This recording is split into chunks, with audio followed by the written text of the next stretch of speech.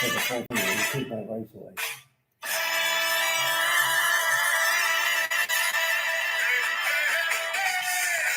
Welcome to the Tannat Show. Geez, I almost said the wrong word. Welcome to the Tannat Show. I'm your host, Howard O'Brien. I'm freaked out tonight because I'm in somewhere neutral, or a place we go to all the time. And I'm doing it in a restaurant that I've never done it any other time than in my 5 years or whatever I've been doing the Tannat Show. And so welcome to the Tannat Show every Thursday for 10 beautiful minutes. And we have several different segments, as you know. The first one will be about the winery and the vineyard, the books, Sellers by Seller. I'll tell you a crazy story. Contest, which will be good, related to our trip coming up, and then a tasting. However, it'll be a little bit different this evening with my good friend, and we'll talk to him shortly here. I'm wearing his gear here. I'm trying to hide it for the moment, and I'll do the tilt. Welcome, Deb, Ken, Dave. Dave, you're back. Jesus, I haven't seen you in a while. You must not be working in radiology tonight. He's a doctor. And so if you ever need a good doctor, welcome. So anyways, the vineyard, man, it's been, I got to tell you, 23, 24 were phenomenal, as you know. I help them around long enough to have those come out. As you know, I just still releasing the 19s and the 20s, unlike all the other people, and we'll leave that alone. But this rain was perfect because we really needed to help those babies out. So we did some organic compost that was with chicken stuff that we do shit, basically, and I can just say that. But it wasn't going into the soil because it had been so dry and so hard, the ground. But these last couple of days really soaked it into the deep vines. Now, the good thing is this. Now we have to be really on top of the shoot thinning, which means it was a slow growth at the beginning. Fine for everybody else. Looks pretty, great, but it is not for us. So now what we have to do is, with that seeping of the compost in there, the vines are getting very rejuvenated, and the carbohydrates and nitrogen is all coming out. So now we really have to be very aggressive and stay ahead of the thinning, because if you don't, with this humidity, which we'll naturally get, it's going to cause a problem. So we really want to be ahead. Prosperous farmer, staying ahead, as we all know. One that don't, well, that's why in 2018 we made red wine, and a lot of people don't, because we are ahead of the game. And I'm not out there every day, but my team is aggressive. They're on it every day, and we're going to be on it. So that's it for the vineyard. The weekend, the winery, I'm doing a special for members, 30% off of Luigi's Lester's Red, because I want to move on to the next vintage year. And that is 2019, by the way. Cab Franc, Cab Sauv, all my reds, 2 years in a French oak barrel, as you know. So we're really trying to move on. So great, 30% off for members, which are primarily on here. Come out on this weekend. If you can't make it, we'll certainly take the orders. The register is open, as you know. Jokingly, Howard.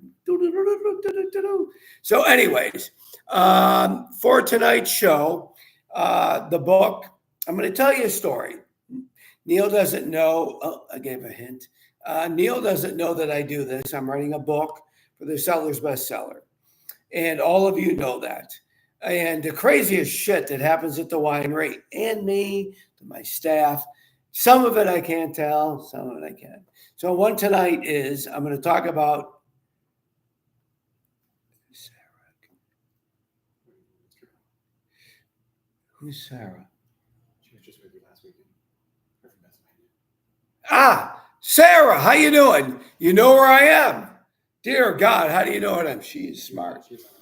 Really? She did. They are. Sarah, thank you for tuning in.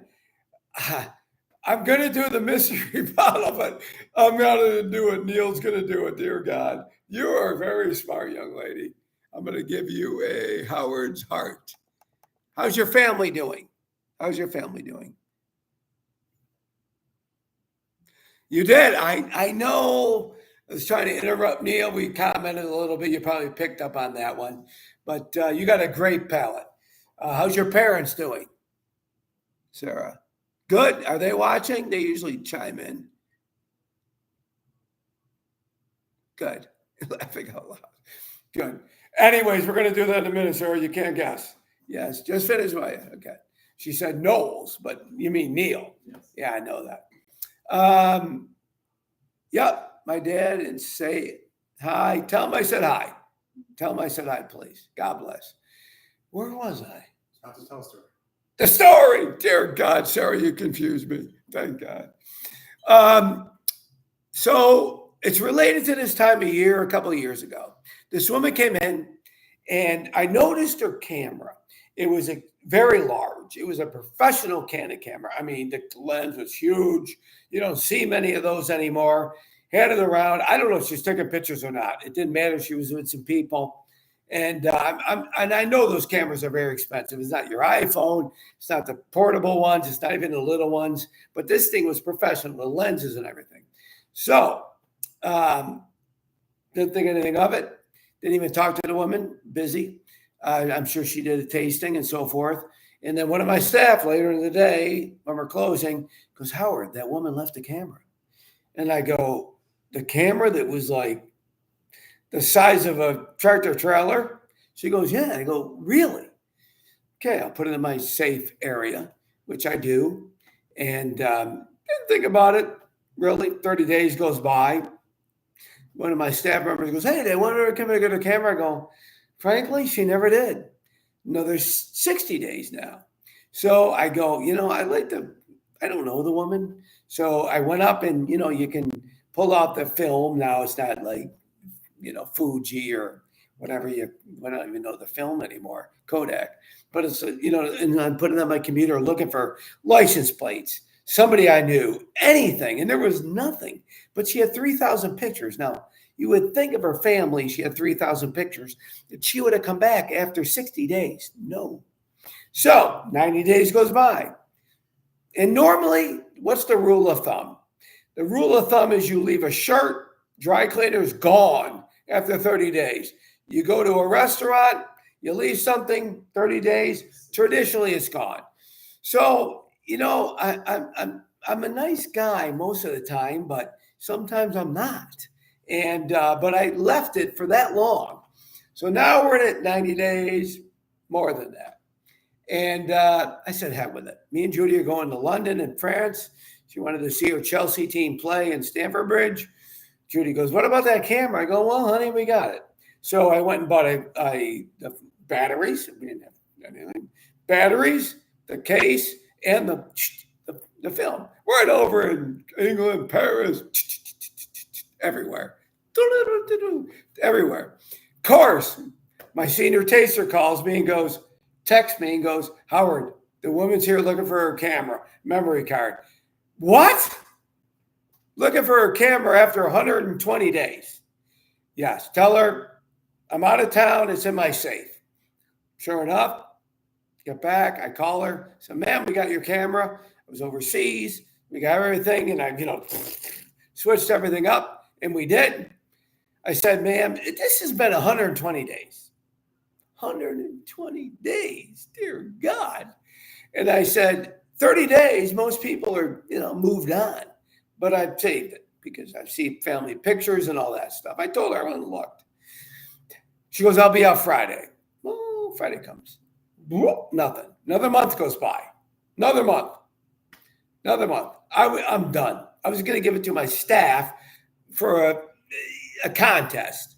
So she calls me again. And I said, okay, ma'am, here's the deal. You're not here tomorrow on Thursday. The camera's gone. She goes, what do you mean? I go, it's 180 days. I said, your clothes have been donated. Your car would have been thrown in the ditch. I said, dear God.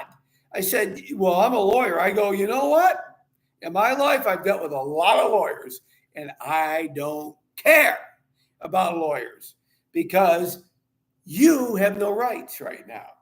And if you don't coming to get it, sure enough, she did. Sadly, me and Judy wanted the camera, but she came. And she wasn't kind. She wasn't friendly. And she's never been back again. So I don't care. So here we go. Now, Judy, the memory. I'm sorry, honey, memory card. I don't know technology like anybody else. So here's what we're going to do for the tasting. It is, I don't even know. It's called, it's not Chateau O'Brien's wine. Frankly, Neil, come back behind me. Neil Waba is Field of Maine. Everybody, I don't even have to say. We got him cooking in the We kitchen. got it. I'm cooking in the kitchen He's wearing tonight. a chef coat tonight. I'm wearing a chef coat. He's going to play a new role. Very difficult, but I'm trying. I am honored to be on the Tannat show. Cheers. Cheers.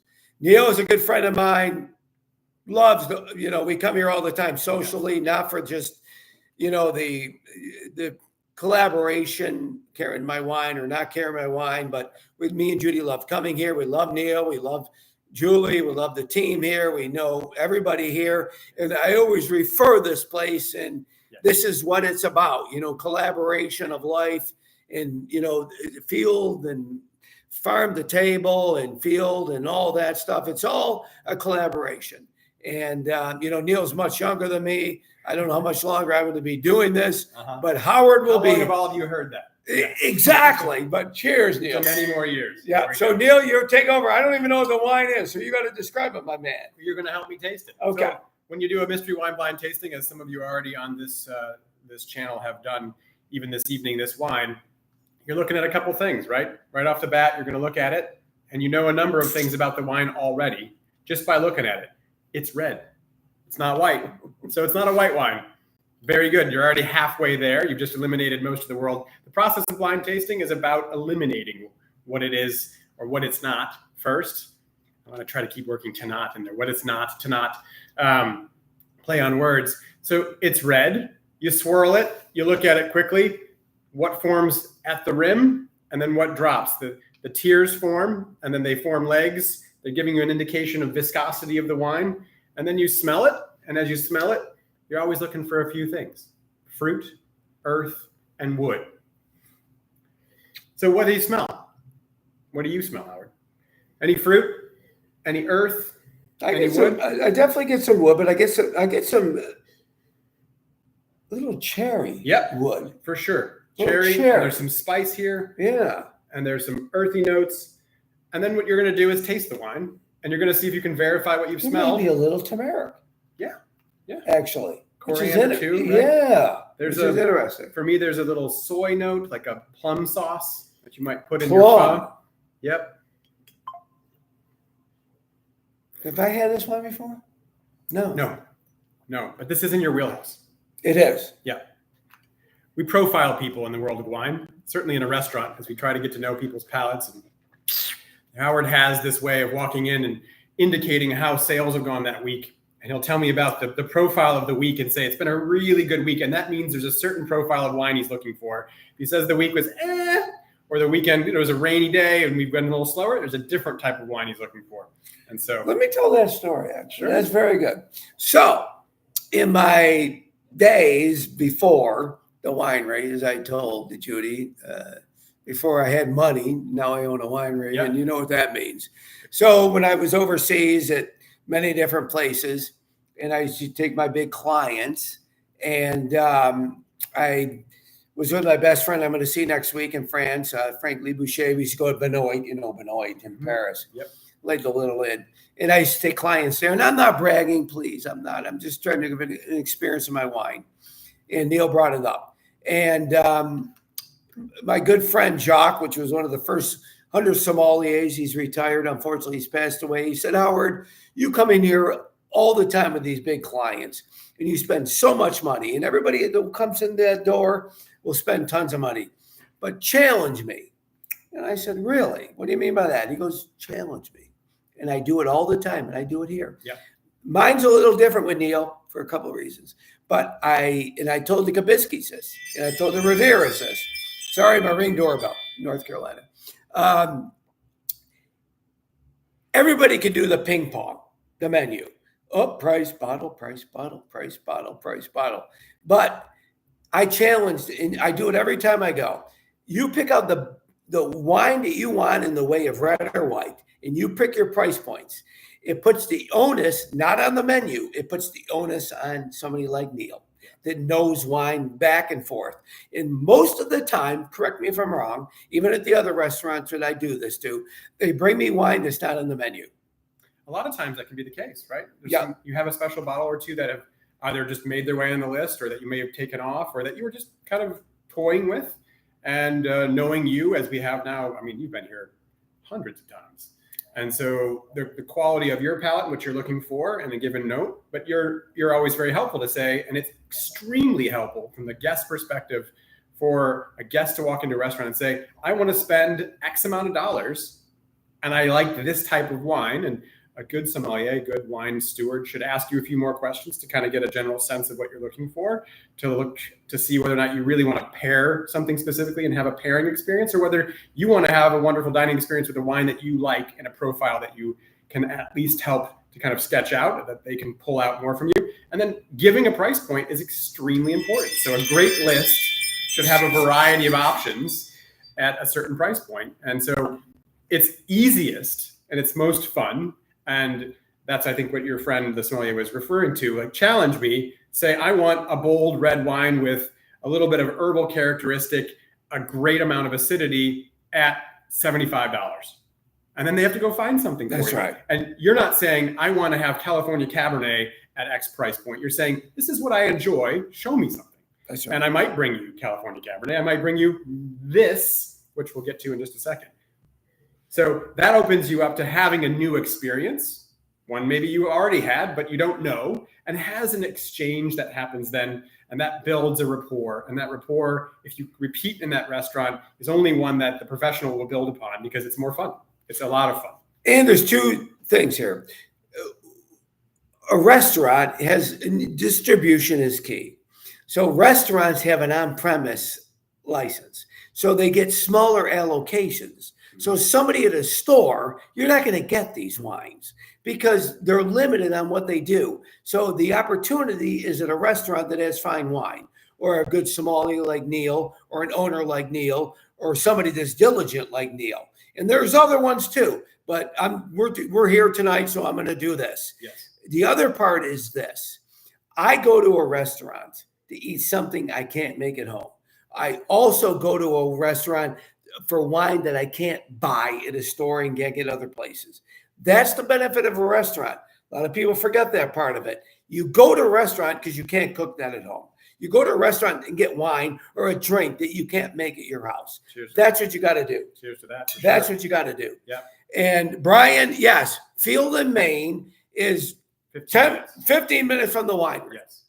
15 minutes from the winery, right off of 66. Dear God. Yeah. Easy ride, beautiful little town. Minutes. So come and buy about 15 cases of wine. I'll personally take you over, and maybe I'll buy you a drink, Brian. How about that? You've done it before. I've done it before, actually. Yeah, I love your notes, the Riveras. You've got licorice and you've got tobacco, and then Sarah's offering her notes. So Sarah was on our mystery wine blind tasting. So we do this the third Thursday of each month, where guests come and purchase a bottle just like this, take it home, and then visit with us on YouTube or on Facebook, and we taste the wine together. I did not know what this wine was earlier tonight, and Sarah and family helped me get to an understanding of what this wine was. So those notes of richer profile fruit, kind of a little bit of a prune. Really? Like when you taste this, the plum moves into prune. You get a little bit of herbal notes. There's a wonderful kind of richness to this, but also a really bright, vibrant acidity. Extremely floral. Yep, absolutely. There's aromatics to this. Taste this, and do you get that sort of charcoal kind of mineral volcanic element? That's what helped us get to where we went.